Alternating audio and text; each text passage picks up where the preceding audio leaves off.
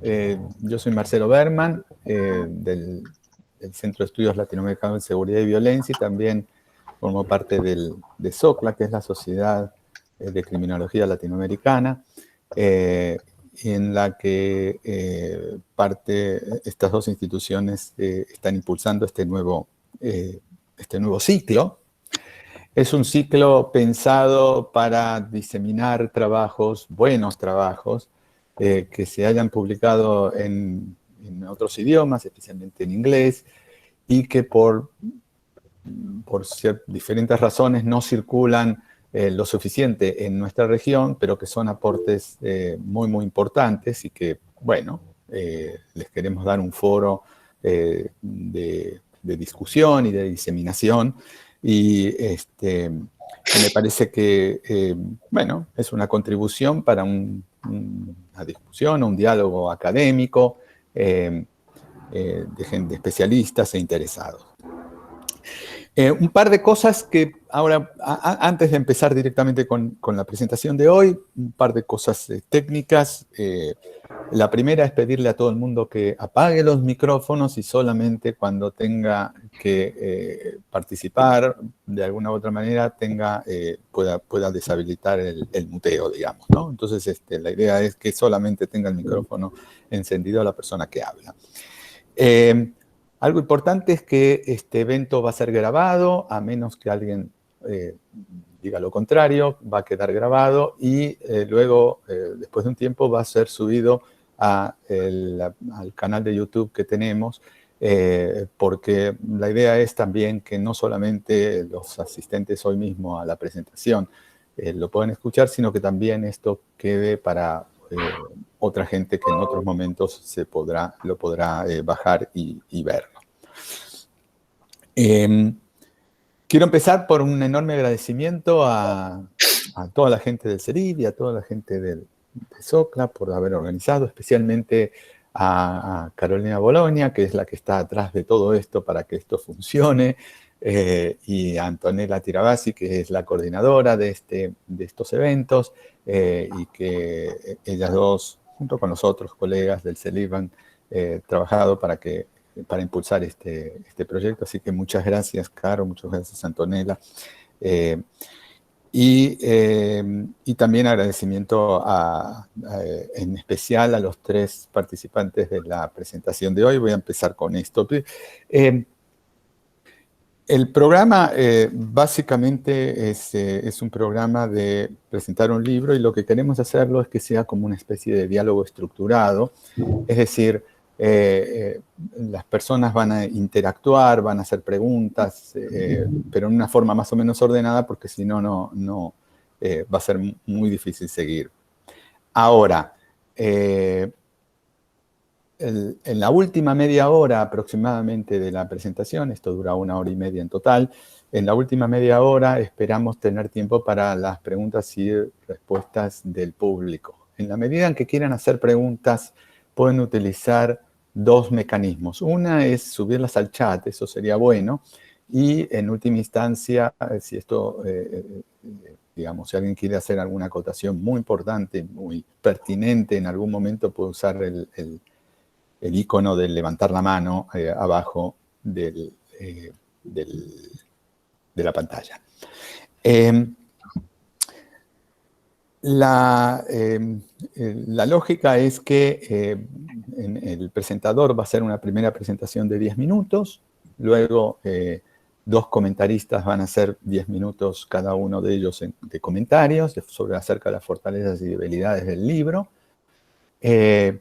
y va a haber una respuesta de Ben, en este caso, y luego otras preguntas que van a hacer los mismos comentaristas, y Ben va a volver a responder en 10 o 15 minutos. Yo les voy a ir más o menos marcando los tiempos para que, avisándoles un par de minutos antes cuando ya su tiempo va a expirar.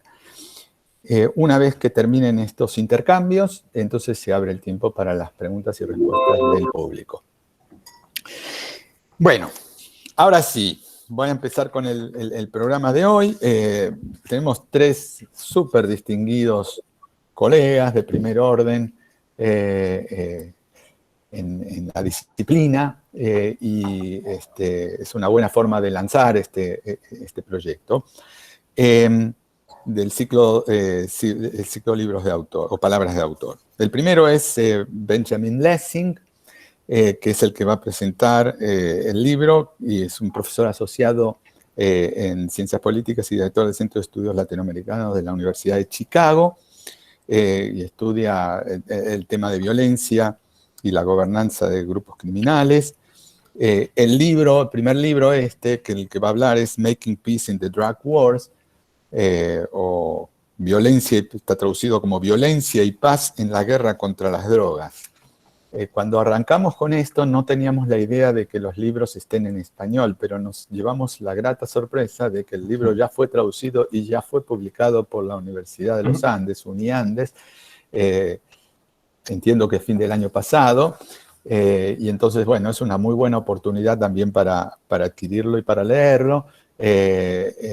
Y felicitaciones, Ben, por ese libro. Sabemos que estás trabajando en otro libro que ya está por terminar sobre gobernanza criminal, que aparentemente sale el próximo año por Cambridge University Press. Los comentaristas también de lujo, gracias por participar. La primera es Ana Arjona, profesora asociada en el Departamento de Ciencia Política de la Universidad de Northwestern, que obtuvo su doctorado en Ciencias Políticas en la Universidad de Yale y con honores, y es autora, entre otros, del libro Rebelocracy, Social Order in the Colombian Civil War, o Rebelocracia, el orden social en la guerra civil colombiana, o algo así. No está traducido, entiendo yo, y que fue ganador de premios. Y es también la fundadora de la Red de Estudios sobre Drogas en América Latina, Red STAL, una red muy importante para estudios empíricos sobre la materia. Y por último, Guillermo Trejo, que es profesor de Ciencia Política y director del Laboratorio de Violencia y Justicia Transicional en el Kellogg Institute de la Universidad de Notre Dame, y que fue previamente profesor de las universidades de Duke y del CIDE, donde yo tuve el gustazo enorme de compartir 5 años como colegas con Guillermo, y el que, además de todas sus sabidurías en temas de movimientos sociales, me ayudó a diagramar un excelente viaje en Chiapas. De eso él no se acuerda, pero un gran conocedor del país, y le agradezco por todo eso, pero la verdad que es un lujo tenerlos aquí. Entonces, sin más, vamos a empezar entonces. Les recuerdo que para preguntas utilicen fundamentalmente el chat para recuperarlos después. Bueno, sin más, muchas gracias. Ben, por favor, tienes 10 minutos para hacer tu primera presentación sobre el libro.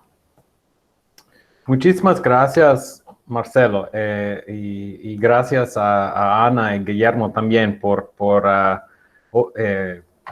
compartir este evento y los comentarios que yo sé que van a ser súper interesantes y desafiadores, pero que van a valer mucha pena. Es una honra poder abrir ese ciclo, y particularmente estoy muy feliz el hecho de que el libro sí fue publicado en español, y eso también tengo que agradecer a Ana por su ayuda en la UniAndes para hacer eso acontecer.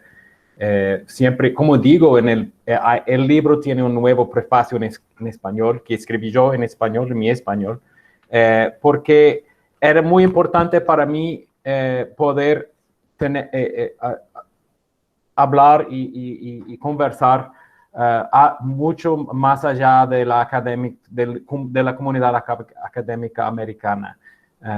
Son temas que, el tema del libro, el conflicto entre carteles y estados, es un tema que ha tocado profundamente a México, a Colombia, a Brasil y tal vez Centroamérica y otros países. Y es un tema muy fuerte para esos países. Y pues espero que el libro tiene repercusiones fuera y más allá de comparative politics o ciencia política o mismo las ciencias sociales académicas en los Estados Unidos. Y tenerlo en español para mí es un gran logro y me da mucha felicidad. Poder compartir con ustedes hoy más aún. Bueno, voy directamente y voy a leer un poco del libro porque ya está en español, ya está chequeado el español, no va a tener tantos errores. Y luego más adelante podemos conversar sobre los puntos. Pero yo creo que unos cortas partes del libro, del intro, más o menos explica de qué se trata y cuál es el argumento principal del libro. Y pues voy a empezar aquí. El enigma del conflicto entre los cárteles y el Estado. En diciembre de 2006, solo 10 días después de su posesión, el presidente mexicano, Felipe Calderón, lanzó una batalla sin cuartel contra los cárteles de drogas de su país, lo cual implicó el mayor despliegue de tropas del ejército mexicano por razones no humanitarias en tiempos modernos. La ofensiva de Calderón no empezó la guerra de las drogas en México. Durante el gobierno anterior, habían duplicado los asesinatos relacionados con los cárteles. Digo en paréntesis que todo el trabajo de Guillermo ha documentado, de hecho, cómo la guerra empezó mucho anteriormente, ya en los años 90. Pero Calderón esperaba que se le pusiera fin, cuáles fueran sus cálculos políticos que le dieran forma a esa decisión. Y sin duda, allí había muchos cálculos. Calderón claramente creía que una ofensiva militar daría resultado, que calmaría la creciente violencia relacionada con las drogas, acabaría con los cárteles, exorcizaría la corrupción generalizada que había reinado por décadas y restablecería el orden público y el imperio de la ley. Pero su ofensiva no logró nada de eso. Si bien que el tráfico y la corrupción continuaran, como era predecible, la violencia estalló de una forma inimaginable durante el periodo de 6 años de Calderón. Ni siquiera los críticos más severos de su estrategia prevenieran que el conflicto escalaría por una orden de magnitud. Más allá de los homicidios en general, el gobierno de Calderón fue testigo de una inesperada erupción igual de aguda de la violencia entre carteles y el Estado. Los traficantes invadieron estaciones de la policía, asesinaron alcaldes, bloquearon ciudades y le pidieron públicamente a Calderón que retirara las tropas federales. Los ataques de los cárteles contra tropas del ejército, nunca antes visto, se convirtieron en el pan de cada día. Ese desafío armado tan descarado minó las declaraciones del gobierno, según las cuales los traficantes solo se estaban exterminando unos a otros, y profundizó la sensación de crisis y de pérdida de control por parte del Estado, precisamente la sensación que buscaba mitigar la ofensiva de Calderón. Más de una década después, la resistencia armada de los cárteles continúa. Luego hablo un poco del caso de Río de Janeiro, en que hay una guerra desde los años 80, la verdad, entre cárteles, ¿no? Entre el Comando Vermelho y el Estado, que es un grupo traficante. Y también del caso de Colombia, en que durante la época de Pablo Escobar hubo casi una década de conflicto entre el cártel de Medellín y el Estado. Lo que diferencia estos casos de violencia de los que producen las drogas en general y las guerras territoriales entre traficantes en particular es el fenómeno que llamaré conflicto entre cárteles y el Estado, crime state conflict. Una confrontación armada y sostenida entre organizaciones sofisticadas y muy bien armadas que trafican drogas y las fuerzas del Estado. Aunque en el pasado este conflicto entre los cárteles y el Estado fue exclusivo de Colombia, ahora ha arrasado 3 de los países más grandes de América Latina, produciendo tantas víctimas y perturbaciones sociales como muchas guerras civiles. ¿Por qué los cárteles responderían a estas ofensivas con violencia sostenida contra el Estado? ¿Por qué los cárteles se enfrentan al Estado si no es para derrocarlo o para separarse de él? La respuesta puede parecer obvia, para quitarse el Estado de encima. Sin embargo, esta respuesta es claramente insuficiente. A todos los grupos criminales organizados, entre ellos los principales cárteles de la droga, le gustaría que hubiera menos represión estatal. Precisamente por esa razón, por lo general, adoptan estrategias evasivas y eviten una violencia contra el Estado que podría atraer atención. De hecho, esto es la razón por la cual los líderes se sorprendieran tanto cuando los cárteles respondieran a sus ofensivas iniciales por contraatacar el Estado. Los líderes intensificaron entonces las ofensivas y declararon la guerra con objetivos estratégicos que salen de construcción del Estado, de state building, tomados principalmente de contextos de guerra civil, como aplastar la oposición armada, restaurar el imperio de la ley y establecer un monopolio sobre el uso de la fuerza. Sin embargo, estos objetivos resultaron ser inalcanzables, a pesar del despliegue sin precedentes de sus fuerzas estatales. En lugar de eso, los líderes se vieron en medio de espirales de escalamiento de la violencia armada, perturbación social y el desgaste de la confianza pública en el Estado, mientras sus autoridades demostraban ser al mismo tiempo brutales y corruptos. Los cárteles, por su parte, sufrieron inmensas pérdidas de mercancía y personal, pero siguieron luchando. Por fortuna, no todas las sorpresas han sido desagradables. Algunos enfoques represivos produjeron rápidas reducciones de la violencia de los cárteles más allá de las expectativas de quienes formularon las políticas. Estas sorpresas agradables sugieren que aunque la ofensiva estatal parece disparar y exacerbar el conflicto entre cárteles y Estado, una política estatal inteligente puede reducirla. Estos episodios señalan en conjunto los planteamientos esenciales de este libro, que no hay nada inevitable en el conflicto entre los cárteles y el Estado. Los cárteles utilizan la violencia, en especial la violencia contra el Estado, cuando esto favorece sus intereses. Los incentivos importan, y pocas cosas moldean tanto los incentivos de los cárteles como las políticas estatales. Ahí hablo de las políticas como la pacificación, OPP en Río de Janeiro y el sometimiento a la justicia en Colombia, y una tentativa de una política más enfocada que no acabó siendo implementado en México, pero que fue cogitado por gente dentro de CISEN, como políticas que podrían haber minimizado la violencia entre cárteles y el Estado. Las distintas respuestas de los cárteles a esos diferentes enfoques constituyen un interrogante central. Si algunas intervenciones militarizadas contra los cárteles detonan o exacerban un conflicto, ¿por qué otros logran reducirlo drásticamente? ¿Cuáles características de las políticas de sometimiento y pacificación hacen tan efectivas esas estrategias? La respuesta no es que el Estado haya retrocedido. En general, la represión estatal se expandió con la implementación de esas nuevas políticas. Y la pacificación en particular implicó aumentos sin precedentes en el número de efectivos de la policía y el despliegue de las Fuerzas Armadas Federales en Río de Janeiro. Lo que sirvió de freno, según mi argumento, es el hecho de que gran parte de esta capacidad represiva aumentada se mantuviera en reserva.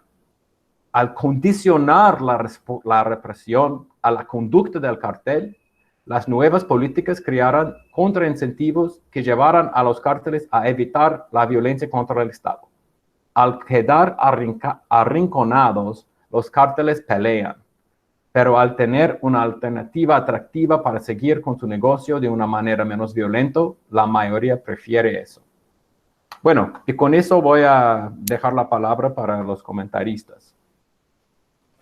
Bueno, muchas gracias, Ben. Veo que Ana a veces sale o tiene conexión inestable, así que no sé si estás por ahí, Ana. Bueno, debe estar... Lo siento, todo el tiempo se me cae la red, espero que no pase mientras... ¿Me oyen? Sí. Adelante entonces, Ana. Adelante. Bueno, si se me llega a caer, me reconectaré por el celular, ¿ok? Perfecto. Lo siento. No sé qué pasa hoy con el internet. Bueno, muchas gracias a Marcelo y a Ben por invitarme a discutir este libro. Es un libro que conozco desde que estaba en pañales, realmente, hace muchísimos años. Ben y yo hablamos de nuestros proyectos cuando estaban comenzando, así que realmente fue un placer verlo salir publicado la primera vez y un placer aún mayor ver su publicación ahora en español. Yo creo que hace una contribución muy importante, desde luego a la ciencia política, pero también a debates sobre políticas que son muy consecuentes y que tienen, digamos, mucha relevancia en los países de América Latina. Voy a empezar entonces con algunas fortalezas. El libro tiene muchísimas. Lo primero es la pregunta o las preguntas de investigación que plantea, pues son, digamos que mientras la literatura está centrada más en la violencia entre grupos criminales o en actividades criminales violentas como la extorsión, ¿no? Hacia, digamos, la población, los ciudadanos, o en la violencia como un todo, Ben realmente nos lleva a preguntarnos por la violencia entre el Estado y los carteles. Y en el libro nos convence plenamente de la importancia de esta pregunta para poder entender los niveles de violencia que hemos visto en muchos países latinoamericanos, especialmente los picos de violencia. La teoría tiene muchas fortalezas, es un libro muy cuidadoso con cada etapa, digamos, de construcción de la teoría, es cuidadoso con los conceptos, el argumento está desarrollado de una manera muy cuidadosa, y no creo que esto se deba solo al modelo formal, que desde luego, digamos, nos garantiza que hay una lógica clara y limpia, sino también con la manera, digamos, en que está racionalizado y está justificado cada paso, ¿no? en el análisis teórico. Creo que, digamos, el otro gran contribución en términos teóricos es realmente ayudarnos a pensar muy bien en cuáles son las preferencias de los actores principales, de los grupos armados o narcotraficantes, carteles, como los queramos llamar, todo un debate ahí, pero cuáles son las preferencias de estos actores y un poco cómo pueden ser los cálculos de los costos y beneficios que tienen diferentes tipos de acciones, ¿no? En el caso de los grupos, diferentes niveles de violencia, en el caso del Estado, diferentes políticas públicas. Las implicaciones de la teoría arrojan luces sobre preguntas muy importantes y sobre política pública, en especial por qué los grupos criminales usan violencia, en qué condiciones es más o menos costoso hacerlo, porque de nuevo es fundamental tener en cuenta el papel que el Estado juega en la violencia criminal, no solo como un actor incapaz, digamos, de reaccionar a la violencia, sino, y esto es muy importante, como un actor que incentiva la violencia criminal, o sea, como uno de los motores de la violencia criminal. Creo que esta es la contribución central. También el libro nos enseña por qué la condicionalidad es fundamental y por qué tenemos que tenerla muy en cuenta cuando pensamos en las posibles consecuencias de diferentes políticas públicas y por qué, aún siendo que estas políticas condicionales pueden tener mejores resultados, son difíciles de mantener. Y esa parte en que no se quede solamente en mirar cuál es la política que mejor funciona, sino también tratar de entender por qué son tan difíciles de adoptar y luego de mantener, es un aporte importante. La evidencia empírica es fascinante, el trabajo de campo que hizo Ben es increíble, combina diferentes tipos de datos y realmente lo que ofrece es una ilustración muy detallada de los mecanismos, ¿no? Y de las implicaciones del argumento, mostrando cómo esta teoría opera en México, Brasil y Colombia en diferentes etapas o diferentes tiempos. Solo para estar segura, porque están todos congelados en mi pantalla, ¿me están oyendo? ¿Sí? Sí, sí, sí. Listo, gracias. Ok, lo último que quiero resaltar de las fortalezas es el prólogo en español. Me gusta mucho, que está muy bien cómo logras en pocas páginas mostrar cómo la teoría nos ayuda a entender eventos recientes, ¿no? No solo cuando hiciste tu trabajo de campo, sino también varios eventos que han pasado en los últimos años en los 3 países. Bueno, pasamos entonces a las debilidades, que es lo que hacemos los académicos. Encontrar las debilidades y poner el dedo ahí. Pero en realidad voy a empezar por decir que, desde luego, todos los argumentos, sobre todo argumentos que buscan digamos, responder una pregunta grande, importante, pues tienen que dejar cosas por fuera, ¿no? Entonces, por eso, de cierta manera, nuestro trabajo de criticar es siempre fácil, porque siempre hay supuestos que no siempre se van a mantener, o el argumento siempre tiene que poner el foco en unos fenómenos dejando de lado otros. Por lo tanto, más que llamar las debilidades, yo llamaría más como a que mis comentarios apuntan a factores por los que me he preguntado cuando leo tu trabajo y no he sabido si al tenerlos en cuenta uno llegaría a conclusiones diferentes o no y hasta qué punto tendría, digamos, implicaciones relevantes para ser consideradas al intentar entender las preguntas que tú planteas. Entonces, estoy mirando el tiempo, listo. Entonces, las primeras preguntas tienen que ver con el modelo de comportamiento del Estado. El Estado a veces tiene otros objetivos que pueden resultar contradictorios a la hora de escoger políticas públicas. Entonces, por ejemplo, el Estado puede tener como objetivo principal reducir el tráfico o la producción de drogas. En Colombia, por ejemplo, reducir la cantidad de coca que crece en el país es un objetivo fundamental. Estados Unidos, digamos que tiene esto como una ficha de negociación permanente para certificar o desertificar al país, lo cual tiene toda clase de implicaciones económicas. Entonces, este objetivo es fundamental. En otros países puede ser que no importe solamente reducir la violencia, sino reducir actividades como la extorsión, que desde luego requiere de la amenaza del uso de la violencia, pero no necesariamente pasa cuando hay niveles altos de violencia. Entonces, todos estos objetivos que pueden responder a la opinión pública, a la presión internacional, a principios de los políticos que a veces los tienen, o del partido político que está en el gobierno, todo esto puede estar detrás de lo que está buscando el Estado al decidir su política frente a un cartel o un grupo criminal. Entonces, me pregunto si la condicionalidad no generaría resultados contradictorios para algunos de esos objetivos. Entonces, por ejemplo, si hay una política de condicional en la violencia, de cierta manera el Estado está mandando el mensaje de que si no hay violencia se toleran estas actividades ilícitas. Si buscan nada más que reducir la violencia, pues es la mejor política pública. Pero si esta política va, por ejemplo, a facilitar que haya gobernanza criminal, que viola los derechos de las personas que viven en estos territorios y que tiene una serie de consecuencias negativas, pues no sería tan maravilloso que el Estado adoptara esta política. Entonces, de nuevo, me pregunto, digamos, cómo pensar en estos efectos un poco contradictorios dependiendo de la lista de objetivos que puede tener un Estado en un momento particular. Lo segundo sobre el modelo de comportamiento del Estado es que tú reconoces que hay muchos factores que importan, ¿no?, para entender qué política va a adoptar. Flujos internacionales del mercado de drogas, de nuevo la política exterior, cambio de partido.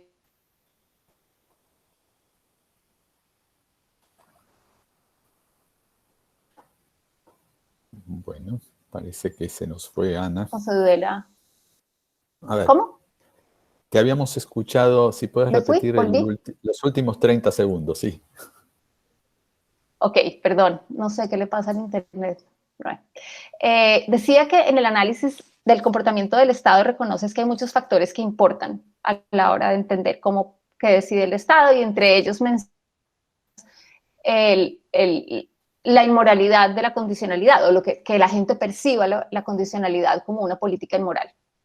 Entonces me pregunto si para lograr que cambie la opinión pública, asumiendo que al gobierno de turno le importa mucho la opinión pública porque quiere ser reelegido, me pregunto si entonces casi que necesitamos que haya un pico en la violencia para que un Estado pueda lograr tener la opinión pública favorable para que se adopten políticas condicionales. No sé si siempre es un hecho en todos los casos que tú conoces, que se necesite como un nivel de violencia tan fuerte que un poco sacuda a la población civil y haga que esa mirada sobre las políticas de condicionalidad, especialmente sobre políticas de negociación, como la política de sometimiento, sean aceptadas. Y para ir cerrando, me quedan 2 minutos, sobre el comportamiento de los grupos criminales, estoy segura que esto ya lo has pensado y que te lo han dicho, pero quería hacerte la pregunta. En la literatura de guerras civiles hay un factor que es muy importante para entender el comportamiento de los grupos armados y es su estructura interna, la disciplina interna, la cohesión que tiene el grupo. En algunos estudios sobre organizaciones criminales esto desde luego es también muy importante. Tú hablas de ello, pero le das poca importancia. Y me pregunto qué efectos tendría tener en cuenta este factor en tu argumento. ¿Qué implicaciones tiene, por ejemplo, que un grupo sea muy poco cohesionado o que tenga mucha indisciplina interna? Y por último, 2 últimos puntos, sobre la eficiencia de las negociaciones.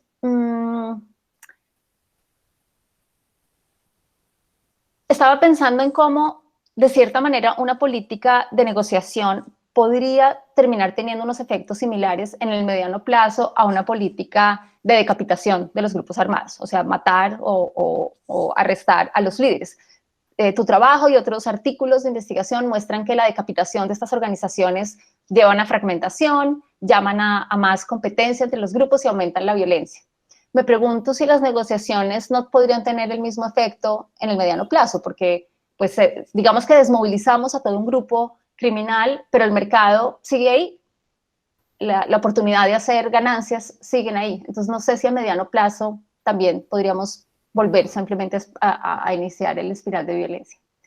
Y mi último punto, tú haces una distinción muy clara en tu trabajo conceptual, que repito, es muy bueno, entre las guerras políticas y las guerras criminales, y es un tema del que se habla mucho, ¿no? En la literatura, vamos a aprender de la literatura sobre guerras civiles. Y digamos, me pregunto hasta qué punto negar las vetas políticas que tienen estos grupos pueden limitar nuestra capacidad de entender cómo operan, ¿no? Entonces, estos son grupos que, como tú bien sabes, terminan operando como gobernantes de hecho en muchos territorios, terminan influenciando procesos democráticos, terminan desde luego involucrados en la corrupción. Tú los conceptualizas muchas veces como unos grupos de interés, violentos, pero como unos grupos de interés. Entonces me pregunto si estos elementos políticos pueden tener implicaciones. Por ejemplo, si tienen apoyo popular, si en algunas zonas, en algunos territorios.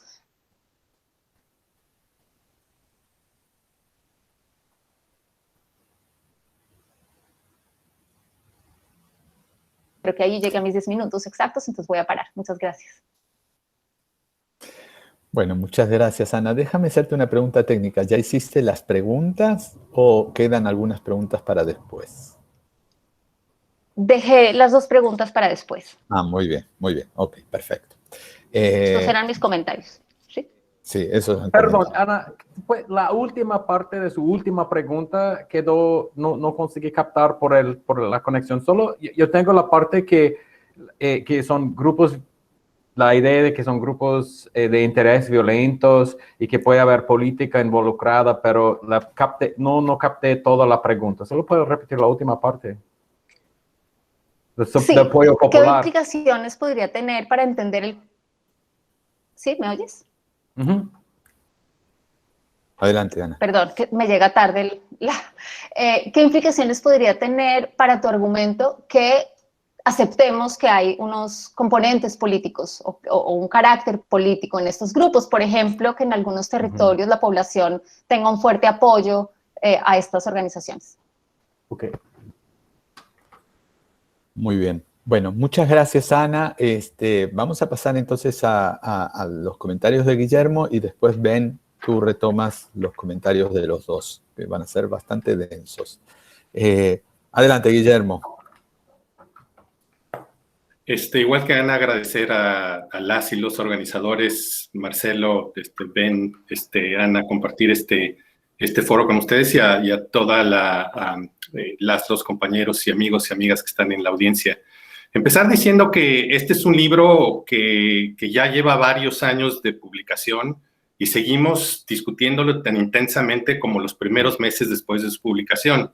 Para mí un libro se vuelve clásico cuando lo seguimos discutiendo después de 10 años. Espero, Ben, que cuando salga la traducción al portugués, este libro se siga discutiendo en múltiples lenguas, ¿no? Es un libro, como decía Ana, teóricamente muy ambicioso, con una claridad teórica y conceptual envidiable realmente.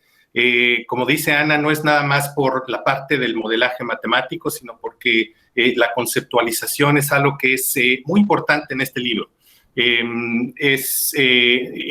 Como mucho el trabajo que estamos y que se está haciendo en estas áreas de estudio requiere el renombrar, el repensar muchos fenómenos, y creo que Ben contribuye de manera muy importante. Ahorita señalo algunos ejemplos a cómo podemos repensar, renombrar, reconceptualizar fenómenos que los tenemos en las narices, pero que como utilizamos categorías del siglo XIX, siglo XX o categorías de otras partes del mundo, nos cuesta trabajo entenderlos y eso tiene implicaciones teóricas, pero también de política pública. Finalmente, en este prefacio quisiera decir que la investigación de Ben conjuga lo mejor de alguien que tiene un talento matemático, de un teórico de juegos, con alguien que tiene todo el olfato y la experiencia de un gran periodista. Los estudios de caso son realmente notables. Las entrevistas que logró Ben en los 3 países logran articular narrativas que son realmente persuasivas y que le hablan a todos los mecanismos planteados en la teoría. Yo celebro que este teórico de juegos, que es a la vez periodista, haya abrazado a nuestra disciplina de la ciencia política para, a través de ese lente, compartirnos este libro. Déjenme empezar con conceptos que me parece que han sido muy novedosos, ¿no?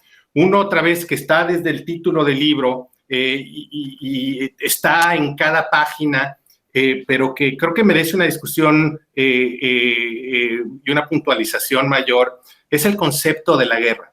Ben está hablando de conflictos bélicos. Ben no está hablando de guerras civiles, pero Ben está hablando de conflictos bélicos, de conflictos armados internos. Y yo sé que para ti, que estás en la audiencia y vienes del derecho penal internacional, suenan todo tipo de focos rojos, porque en derecho penal internacional estos no son conflictos armados internos.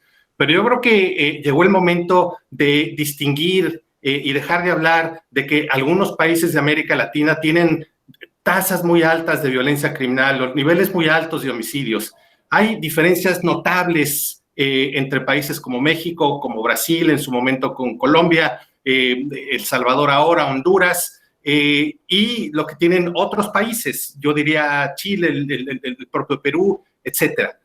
No estamos hablando de altas y bajas tasas de homicidios o tasas altísimas. Creo que vale la pena, de la mano de Ben, entender que estamos hablando de conflictos armados internos y de guerras del narco o guerras del Estado contra el narco, guerras de las drogas, guerras del crimen organizado, como le queremos nombrar, pero el punto yo creo que central aquí es que no hablemos nada más de tasas de homicidios bajas y altas, sino enmarcar todo esto en contextos de guerra. Creo que Ben es muy claro en distinguir guerras civiles de este tipo de guerras de las drogas. No son conflictos similares y sería un error subsumir este tipo de conflictos como si fueran guerras civiles, como quizás en algún momento dado se dio en la literatura, especialmente Banco Mundial, algunos economistas, etcétera, ¿no?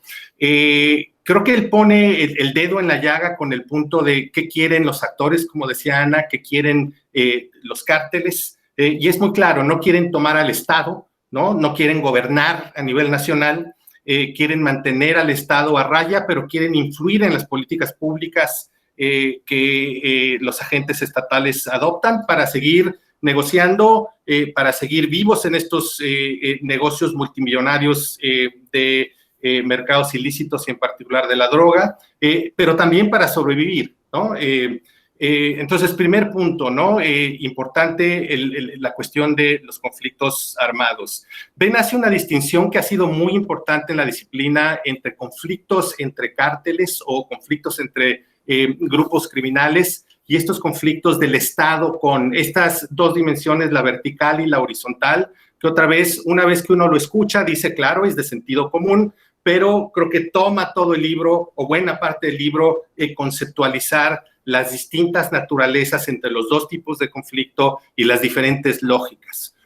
A manera de tarea que le toca a Ben, pero también le toca a estudiantes, estudiosos, estudiosas hacia adelante, es tratar de entender cómo en conflictos prolongados las lógicas entre las guerras entre el Estado y los cárteles y entre los cárteles, ¿no?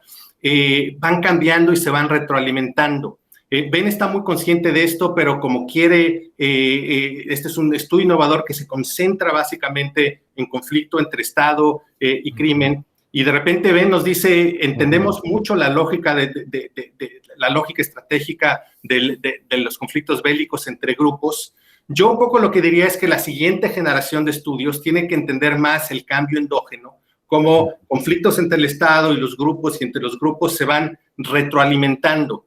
Pongo el caso de México. Estos conflictos de los cuales narraba Ben empezaron entre un Estado y 5 cárteles.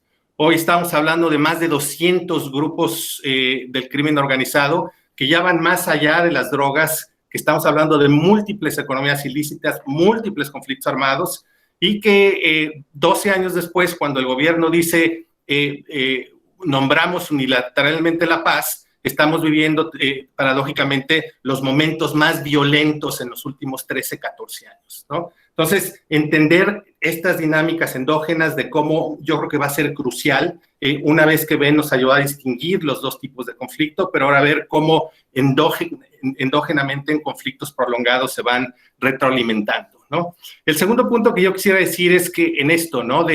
Si todos recordamos a Ben por muchas razones de este libro, pero una de ellas es por esta distinción tan importante entre violencia condicional y violencia incondicional, ¿no? Él decía, si el Estado se va a ir a la guerra, hay políticas bélicas inteligentes y hay políticas bélicas que no lo son, ¿no?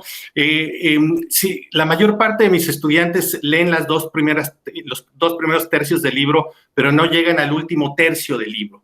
Yo les recomendaría, si estás en la audiencia, hay que llegar al último tercio del libro. No se abrumen por la matemática, no se enamoren de los estudios de caso, lleguen al último tercio. ¿Y por qué? Porque ahí ven lo que nos dice después de 2 tercios del libro, varios capítulos argumentando por qué la condicionalidad es importante cuando el Estado se va a la guerra en contra de los cárteles. Ben ahí nos dice que adoptar la condicionalidad y hacerla sostenible en el largo plazo es particularmente difícil, ¿no? Y yo disfruto mucho esa parte del libro porque ahí viene como la parte más realista de decir, aquí hay una recomendación de política pública, pero políticamente es muy difícil sostenerlo y nos da una serie de factores que se conjugan y que permiten la adopción de políticas condicionales. Especialmente él discute cuestiones de coordinación logística entre distintos niveles de gobierno, distintas agencias de gobierno, y el punto que ya señaló Ana sobre la persuasión moral de negociar con cárteles. Es muy complicado. Yo diría, otra vez, pensando en estudiosos, estudiosas hacia adelante, ¿qué me gustaría ver un poquito más en esta discusión sobre condicionalidad? Que está ahí, pero creo que se puede profundizar mucho, ¿no? Efectivamente, como decía Ana, la conexión electoral, ¿no? Muchas veces políticos adoptan políticas de mano dura porque es electoralmente rentable, y hay toda una literatura emergente ahí, pero también porque ciertos sectores del electorado lo demandan, y hay toda otra literatura ahí, ¿no? Entonces, bregar más en esto, ¿no? La parte de la conexión electoral y cómo eso lleva a la adopción de un tipo de política o de otro de parte de agentes estatales. El segundo punto, yo diría, en toda esta resistencia y toda esta cuestión de la persuasión moral de negociar o no con los narcos, es absolutamente fundamental en países que ya están inscritos en guerras prolongadas, el papel de la sociedad civil, de las víctimas y de los colectivos, los grupos, los movimientos de víctimas, ¿no? Eso no aparece necesariamente en el libro, pero otra vez hacia adelante creo que sería vital entenderlo. Y tercer punto, entender la lógica también de las Fuerzas Armadas, porque estamos hablando de la militarización de la seguridad pública, especialmente en el área de drogas y en general de contención de crimen organizado, entender también los incentivos que también pueden ser muy perversos de parte de Fuerzas Armadas, en donde su interés es continuar con la opción bélica, ¿no? Podemos pensar mucho, la Niskanen, están maximizando presupuesto y estar allá les conviene. Entonces, entrar más a este punto, ¿no? Señalo dos aportaciones más y termino. Una aportación muy importante de este libro es que después de leer el texto de Lessing, uno ya no ve igual, ¿no? Estas lógicas de plata o plomo, ¿no? Esto que se dijo mucho durante mucho tiempo, que los grupos criminales utilizan plata o plomo como sustitutos. Ben es muy persuasivo, mostrando que estas estrategias pueden ser complementarias. Ben es muy claro cuando dice que los grupos, los cárteles no quieren tomar el poder, quieren constreñir al Estado, quieren cambiar las políticas del Estado, quieren influir en las políticas públicas que lleva a cabo el Estado, y por lo tanto, él en distintos escritos ha dicho que son como lobbies armados, ¿no? Que intentan influir en las políticas públicas que adopta el Estado. Deja simplemente compartir, aquí ven como una serie de preguntas que tienen mucho que ver con cuestiones más fundacionales de la relación entre el Estado y los cárteles, ¿no? Y que tiene mucho que ver con esto. O sea, el libro va tan lejos como decir, no quieren, a lo más estos grupos lo que quieren es que el Estado no influya en los mercados, que el Estado adopte políticas públicas que no les sean contraproducentes a los grupos, en fin, pero no quieren tomar al Estado, ¿no? Uh-huh. Entonces, aquí el punto simplemente sería la relación entre los cárteles y el Estado. Yo creo que a lo largo del libro, tú dices en varias ocasiones, es una relación suma cero, ¿no? Y a lo mejor aquí es en un diálogo con la literatura que está enfatizando mucho las intersecciones entre Estado y crimen.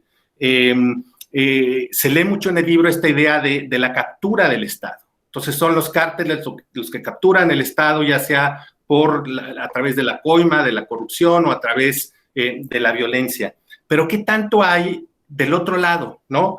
Gobiernos y fuerzas estatales que en realidad capturan y penetran al crimen organizado, ¿no? Esa otra parte que parece no estar tan presente ahí y que parece ser absolutamente crucial en distintos casos, incluyendo el mexicano desde los años 70, ¿no? Fue el propio ejército el que penetra las zonas de cultivo y lo que están encontrando los historiadores y rehace mercados criminales. No es que el Estado haya sido capturado, ha sido penetrado, al contrario, desde las cúpulas de las Fuerzas Armadas se fueron penetrando los mercados criminales. Y esto tiene que ver mucho con este punto, y con esto termino, uno de las distinciones que haces en el caso de México. Honestamente, tienes entrevistas espectaculares, tienes con todos los niveles, a nivel de policía, seguridad y demás. Pero yo estoy seguro que hay un caso que a ti te está llamando mucho la atención, que es el caso de García Luna. El caso del secretario de Seguridad Pública, que hoy en día está preso en cárceles en Nueva York, esperando juicio, que fue la persona encargada de la política en contra de las drogas. Y en la lógica de narrativa del caso, del estudio del caso de México, Ben lo identifica como uno de los duros, ¿no? Y el CISEN, el grupo del servicio secreto, más como los reformistas, los que querían más la incondicionalidad. ¿Cómo repensamos ese caso ahora que sabemos que García Luna en realidad pues estaba y tenía mucho tiempo sirviéndole al cártel de Sinaloa? En tu discusión, tú dices, es complicado para los reformistas vender la condicionalidad, porque inmediatamente dirían, es que estos están protegiendo al cártel de Sinaloa. Bueno, resulta que fue el duro el que estaba protegiendo al cártel de Sinaloa, ¿no? Entonces, ¿qué tanto nos obliga esto, ex post facto, a repensar mucho de las lógicas de negociación al interior del gobierno mexicano entre duros y reformistas, y entre por qué un duro quería aparentemente una política de guerra incondicional? Sería para que no lo criticaran y ni siquiera sospechara a nadie de que él en realidad era el que estaba metido en las cuentas y que era parte de esta estructura criminal del cártel de Sinaloa. A partir de estos puntos tengo dos preguntas que me dará mucho gusto compartir en la siguiente ronda. Gracias.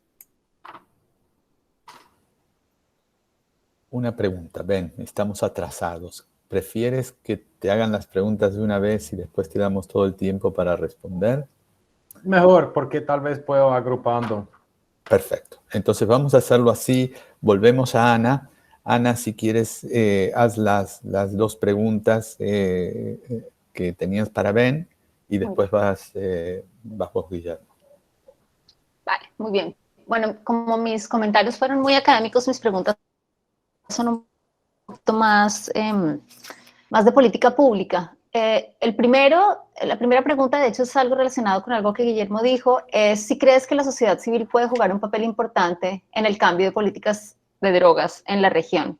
Y si es así, ¿cómo? Y la segunda pregunta, que supongo nos asalta en todos los temas en este momento, es ¿cómo crees que los cambios traídos por la pandemia del COVID, aunque desde luego pues, son inciertos todavía, pero ya vemos que están azotando la región, cómo esos cambios pueden afectar la fortaleza de estos grupos narcotraficantes y la violencia de las guerras criminales en la región? Gracias. Muchas gracias, Ana. Pasamos a Guillermo y después la palabra para Ben. Dos preguntas igual. La primera, Ben, ¿qué tanto crees que el uso condicional de la violencia contribuye a disminuir quizás epidemias de violencia, episodios muy cruentos de violencia, pero el uso condicional de la violencia del Estado probablemente no logra ponerle fin a los conflictos armados y construir paz? O sea, ¿qué tanto es contención de epidemias de violencia, pero no necesariamente contribuye a terminar estos conflictos armados y construir paz de largo plazo? En una conversación con Rodrigo Uprigni alguna vez llegamos un poco a la conclusión de que en distintos países de América Latina está la opción entre utilizar a Rambo o utilizar a Sherlock Holmes. Uh-huh. ¿Y qué tanto lo que tú estás diciendo en el libro es, bueno, si van a utilizar a Rambo o a Rambo, al menos edúquenlo para que no utilice la fuerza indiscriminadamente, sino que sea más selectiva? La pregunta sería, ¿y qué tal si nos olvidamos de Rambo para construir paz de largo plazo y nos vamos quizás más con Sherlock Holmes o con Gandhi, de tal manera que Sherlock Holmes nos ayude a desestructurar muchas de estas redes mediante la investigación, la persecución y vías más vinculadas al sistema de impartición de justicia y no tanto al sector militar? Segunda pregunta tiene que ver mucho con un punto que tocó Ana, y es que tiene que ver con lo que has hecho el último año, Ben, y el libro que está por salir, ¿no? ¿Qué tanto el estudiar la gobernanza criminal te ha llevado a cambiar tu percepción sobre los objetivos políticos de los cárteles y los grupos criminales? ¿Seguirías diciendo que son grupos de interés o hay algún elemento político, un poco haciendo eco de lo que Ana decía? En fin, termino diciendo un placer de nuevo leer tu trabajo, Ben, y gracias por la influencia que has tenido en muchos de nosotros en lo que investigamos y hacemos. Bueno, Ben, ahí tienes, tómate el tiempo que necesites. Ok, ¿cuánto tiempo tengo entonces, más o menos? 2 minutos. 2 minutos. No, solo No. para tener una parámetro. Unos 15 minutos estará bien. Perfecto. Bueno.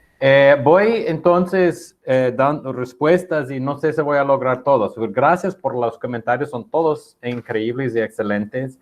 Y yo estoy de acuerdo, incluso con las debilidades que anotan. El libro tuvo un enfoque muy restringido. Intenté quitarme de frente toda la cuestión de la guerra entre cárteles en lo máximo que pude, que es un asunto, como dice Guillermo, súper importante y que obviamente tiene una influencia muy fuerte en la guerra entre traficantes y el Estado.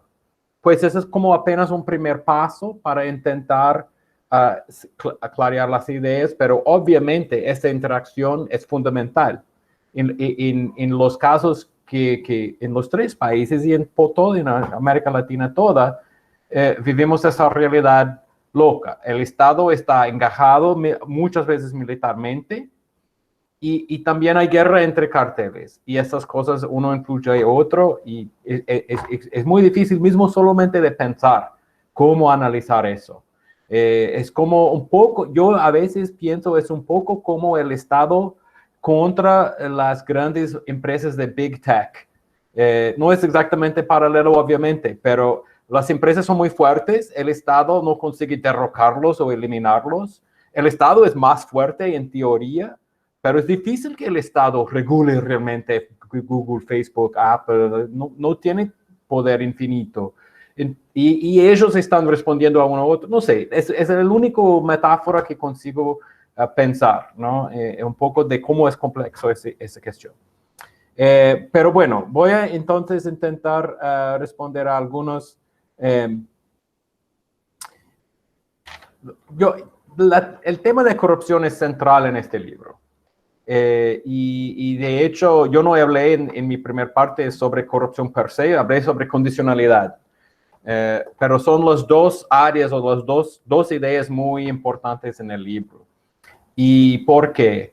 Porque yo quise enfatizar y mostrar con un modelo que la violencia de los cárteles contra el Estado puede tener a ver con la corrupción, puede hacer parte de una negociación a lo largo de tiempo entre elementos corruptos del Estado y los cárteles. No es solo que, no, mató a un policial porque el policial no aceptó el soborno. Es que al matar al policial hoy, el próximo policial va a aceptar un soborno menor, más chico, ¿no? Entonces, la violencia tiene una lógica de conseguir pagar menos al Estado.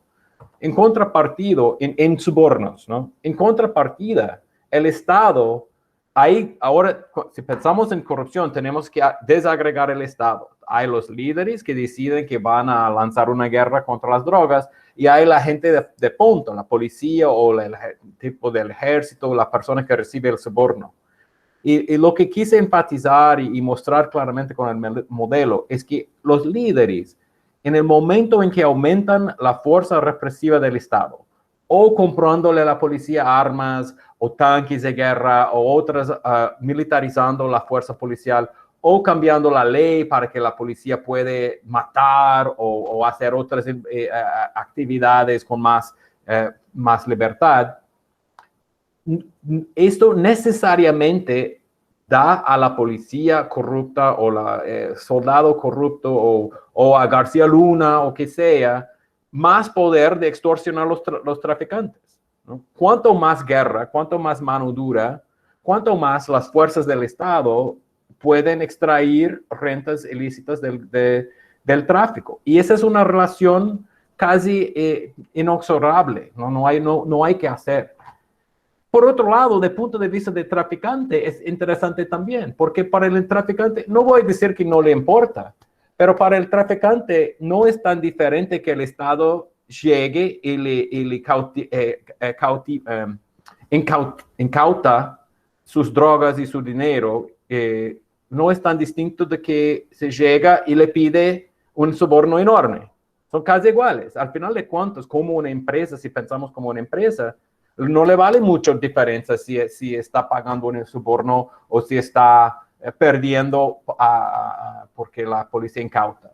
Sí le importa, pero la verdad no hace tanta diferencia. Es excelente que Guillermo pregunte sobre García Luna, porque justamente en el nuevo prefacio que escribí para la versión español, yo hablé de García Luna, como porque qué loco, ¿no? Y no es la parte más, es todo verdad que dice Guillermo, que yo lo retrato como un duro que no quiso saber de condicionalidad, lo que es verdad. Pero en un momento yo también hablo del hecho de que García Luna fue acusado de corrupción muy dura durante el sexenio de Calderón, por su propio subaltern, lugarteniente. Y este lugarteniente, García Luna lo mandó preso, lo mandó prender.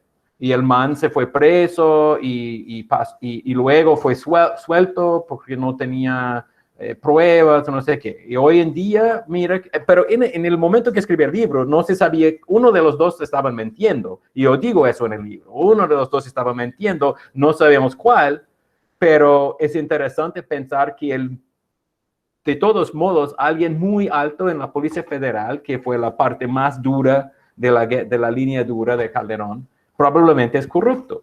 Y de alguna forma yo acredito que eso es es casi más evidencia a favor de mi argumento, de que la mano dura le sirve a los elementos corruptos una maravilla. ¿Quién más apoya esa guerra, esa violencia letal en Río de Janeiro? En Río la policía mata casi 2,000 personas por año, como si fueran más que una guerra civil.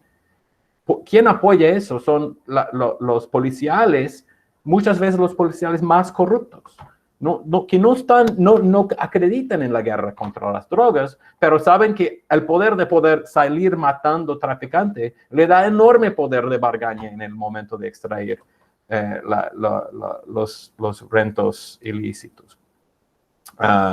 Pues por eso ver García Luna preso como me hizo feliz 2 veces, ¿no? Me hizo pensar que, yo recuerdo muy bien cuando mi libro salió, Alberto Simpson me preguntó, bueno, esa cosa de corrupción, eso puede estar movimentando la violencia en Río, tal vez con Escobar, que al final inventó la frase, pero ¿tú crees que realmente es tan importante factor en México? Y yo le dije, no, time will tell, el tiempo nos dirá. Y de alguna forma, él tiene razón, o sea, hay muchas más otras cosas aconteciendo en México, pero a final de cuentas me siento que la idea de que corrupción puede estar movimentando la violencia contra el Estado en México no fue tan loco como había pensado.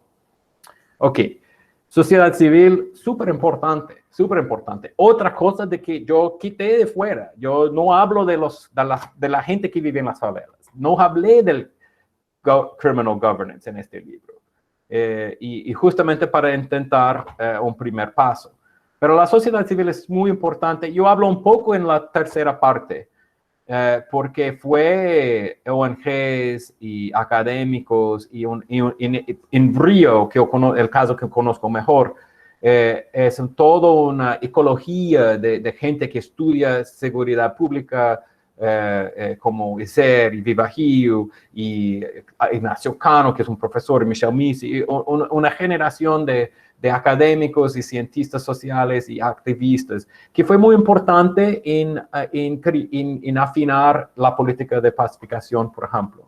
En México, el movimiento sociedad civil también tiene su papel muy importante. Una cosa, la idea de una política condicional, pongo así, yo digo que condicionalidad es una variable, como que va, digamos, de 0 a 1, ¿no? Hay las políticas máximamente condicional y políticas nada condicional, pero no es binario. La política más condicional para las drogas, en mi punto de vista, es decriminalizar la droga.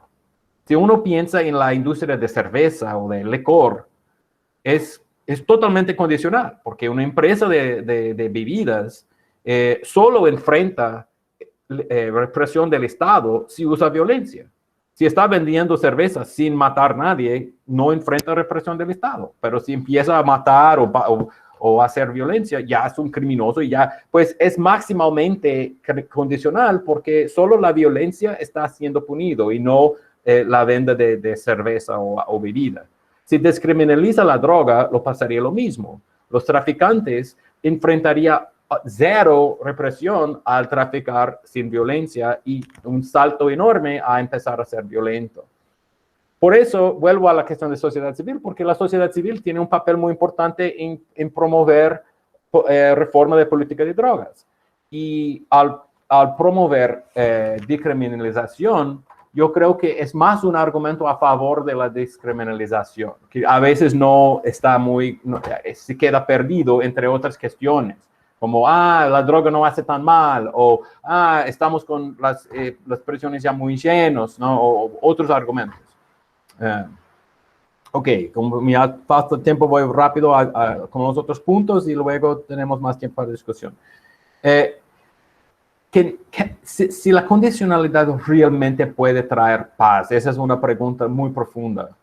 Si realmente puede acabar con esas organizaciones o no.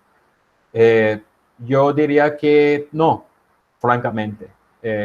Yo dudo que la condicionalidad resolvería el problema de crimen organizado, de carteles armados, no en el corto plazo. La condicionalidad es una política para minimizar la violencia y las peores formas de violencia. Es una política para que el Estado empiece a dictar reglas del juego en vez de simplemente salir haciendo acciones que solo crean más violencia, ¿no? Y que acaba eroding, disminuyendo la sensación de orden social. Pues la idea de condicionalidad es el Estado hacer algo diferente que establece un cierto orden y establece reglas de juego que minimizan la violencia, que calma, pero sí es contención. Aquí en Río, todo el Comando Vermelho, todos los grupos traficantes seguían allí. Simplemente dejaban de usar tanta violencia, pero seguían allí. Eso no resuelve todos los problemas. Pero como digo, en un momento del libro, y eso vuelve a la cuestión de Ana, si el Estado intenta reducir al mismo tiempo el flujo de drogas, la violencia asociada a drogas y la corrupción asociada al tráfico de drogas, acaba no reduciendo ninguno de los tres. No es posible reducir las tres al mismo tiempo, en mi punto de vista. Pues es un poco la idea de que nos vamos a enfocar en reducir la violencia, pero al hacer eso, es muy difícil no strengthen the incumbents, ¿no? Es muy difícil que eso no acaba fortaleciendo la posición de los grupos traficantes que ya están.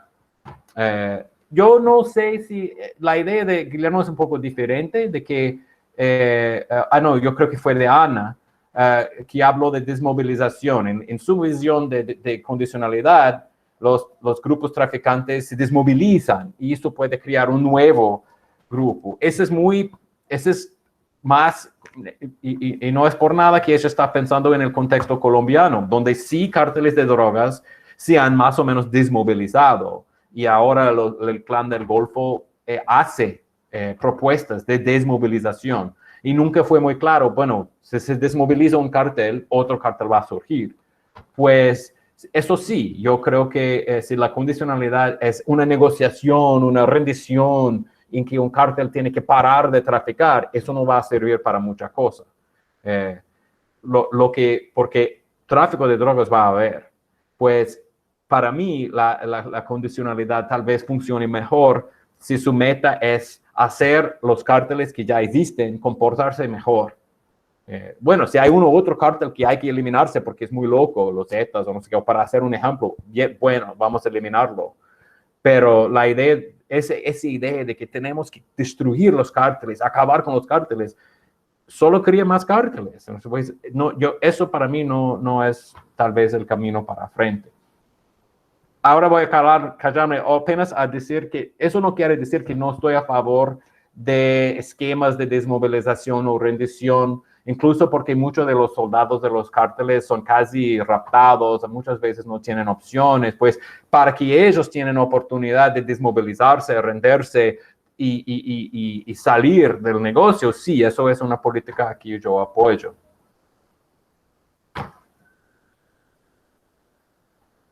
Bueno, no sé, muchas gracias, Ben. Nos estamos acercando al final. Si alguien tiene alguna pregunta así que quisiera hacer ahora es el momento. Yo te voy a hacer una muy, muy breve, Ben, que no tiene que ver con el libro, pero que tiene que ver con las implicancias de tu libro. ¿Por qué crees que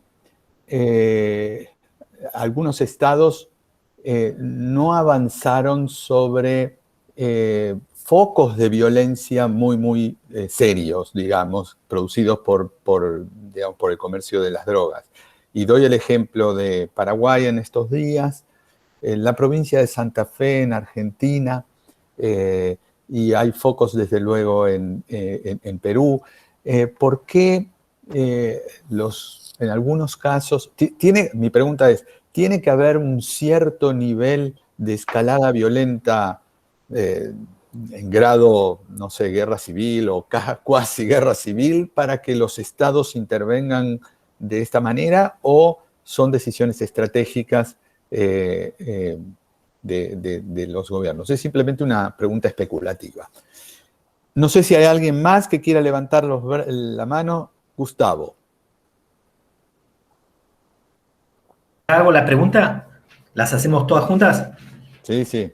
Perfecto. Es una pregunta muy rápida y espero que sea muy provocadora respecto de algo que dijo, que trae Benjamin y que también señaló Guillermo. Yo cuando la gente dice, no necesitamos más mano dura, necesitamos Sherlock Holmes, como decía Guillermo, yo estoy absolutamente de acuerdo de eso, solo que ¿dónde encontramos Sherlock Holmes, por ejemplo, en México, que es donde yo trabajo? Es decir, ¿dónde encontramos eso?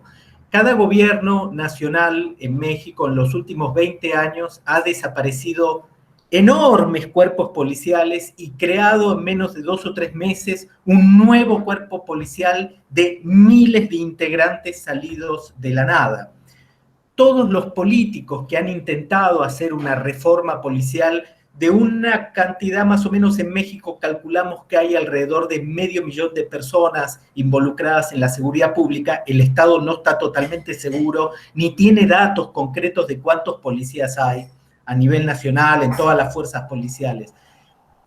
Todos los que han intentado una reforma, inclusive Genaro Luna, que intentó una gran reforma nacional de descentralizar las policías y centralizarlas a nivel estatal para tener más mano dura, han fracasado totalmente. Mi pregunta es, ¿qué incentivos puede tener un político que tiene miles de muertos todos los días para meterse a hacer una reforma policial que va a pagar todos los costos políticos del mundo y que los beneficios los va a ver el candidato que gane las próximas elecciones? Muchísimas gracias. ¿Habría alguna más o cerramos aquí?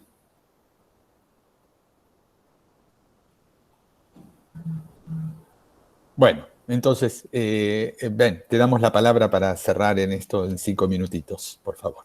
Ok. Bueno, gracias por las preguntas. Bueno, muy rápido.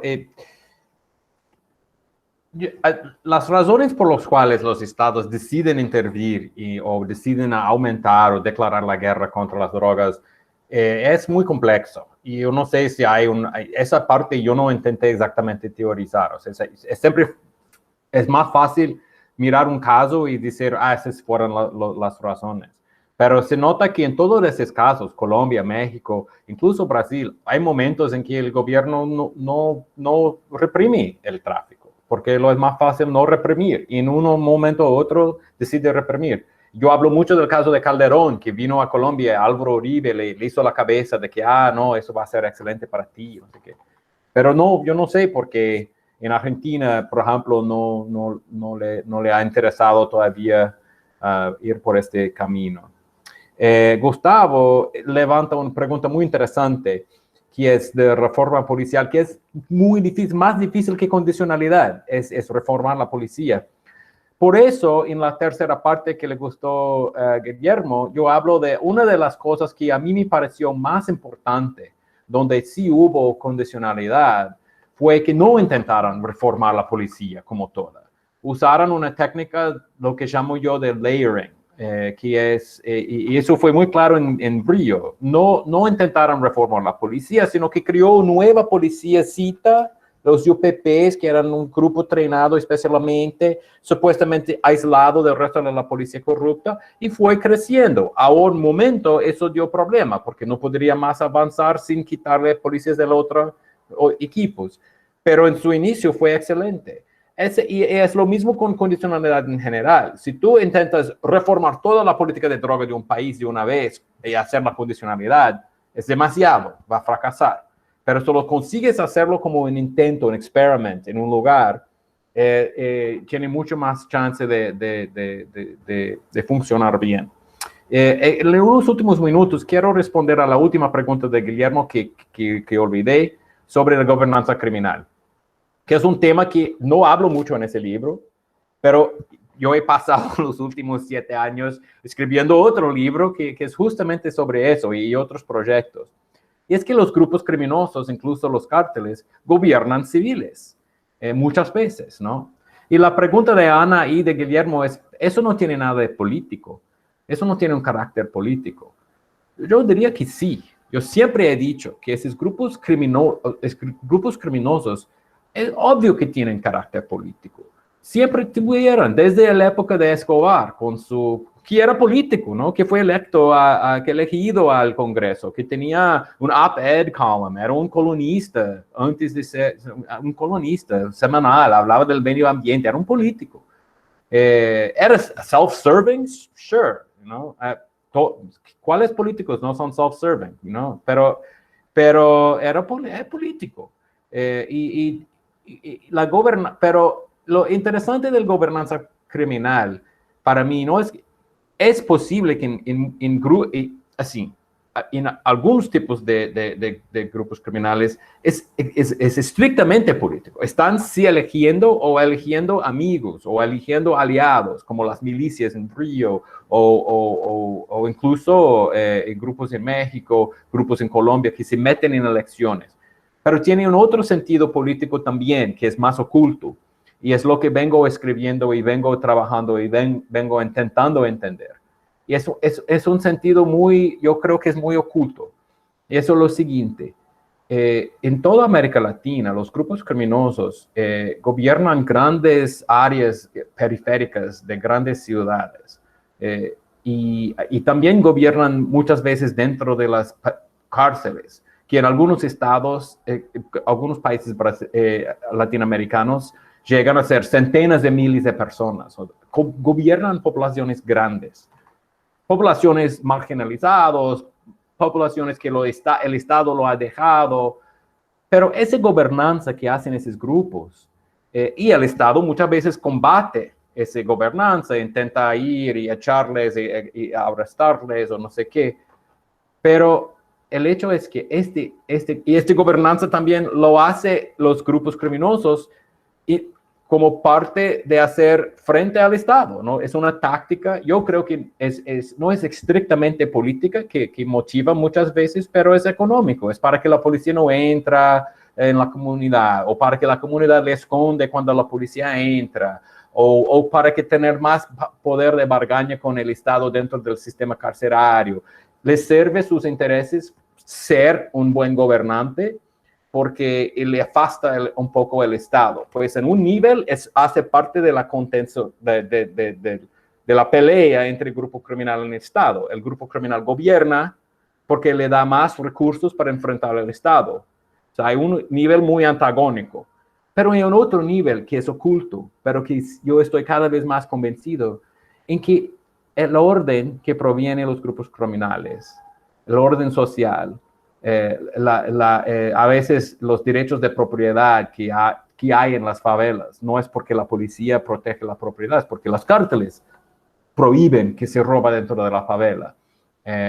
La predictibilidad de la vida día a día que hay en partes de Michoacán o partes de México rural, que es producto de la presencia de los cárteles. Esta orden social, a un nivel, sirve a los estados, sirve a los gobiernos, porque al final de cuentas el Estado tiene que proveer orden social, tiene que gobernar, es el Estado, es el Leviatán. Esos grupos criminales, por más que pelean con el Estado, le ayuda a gobernar su país, su territorio. La favela también es parte del territorio. El sistema penitenciario también es parte del territorio. Si las periferias urbanas de América Latina eran caóticas, anárquicas, con violencia descontrolada, con robo, con asaltos y violaciones constantes, el desarrollo económico sería frenado. Pues de alguna forma los estados están beneficiando de la gobernanza criminal. Y para mí la gran dificultad es distinguir esos dos niveles. Distinguir por un lado los antagonismos que son reales, las bajas y los muertos por policiales y la gente que va preso y las vidas destruidas y todo eso. Pero este otro nivel en que los grupos criminales, la gobernanza criminal hace parte de lo que yo llamo de un proyecto compartido de gobernanza, a shared project of governance. pues es por ella que voy. Muchas gracias. Es muy interesante y en algún momento, en algunos años, te invitaremos de vuelta para que hables sobre el libro de gobernanza criminal que está a punto de salir. Una cosita, Ben, antes de despedirnos, ¿dónde se puede conseguir el libro? O nos mandas en la liga, porque hay gente que lo quiere adquirir, pero no está en Colombia. Claro. Yo no sé del libro, honestamente no sé el estado del libro impreso, pero sí lo puedes comprar el ebook en el link que acabo de mandar en el chat. Y yo creo que también en el email de convite hay esta página de la editora Uniandes.